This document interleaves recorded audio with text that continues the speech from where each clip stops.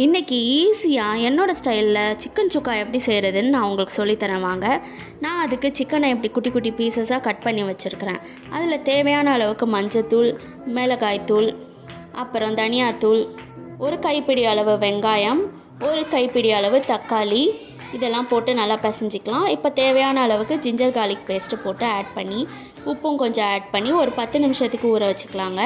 அடுத்து கடாயில் எண்ணெய், பட்டை வகை, கருவேப்பிலை, ஊற வச்சுருந்த அந்த சிக்கனை எண்ணெயில் ஆட் பண்ணி நல்லா வதக்கி கொஞ்சம் குழம்பு மிளகாய் போட்டு தட்டு மூடி ஒரு 10 மினிட்ஸ் கழித்து எடுத்து பாருங்கள். சிக்கன் சுக்கா சூப்பராக ரெடியாக இருக்குங்க.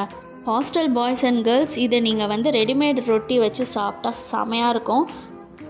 சுடு சாதம் ரசத்துக்கு கூட சூப்பராக இருக்குங்க. ட்ரை பண்ணி பாருங்கள். இந்த குவிக்கான ரெசிபி நீங்கள் செஞ்சு பார்த்துட்டு எனக்கு கமெண்ட் பண்ணுங்கள். பிடிச்சிருந்தால் லைக் பண்ணுங்கள். என் சேனலை சப்ஸ்கிரைப் பண்ணுங்கள். அடுத்த வீடியோவில் உங்களெல்லாம் பார்க்குறேன். அது வரைக்கும் பாய்.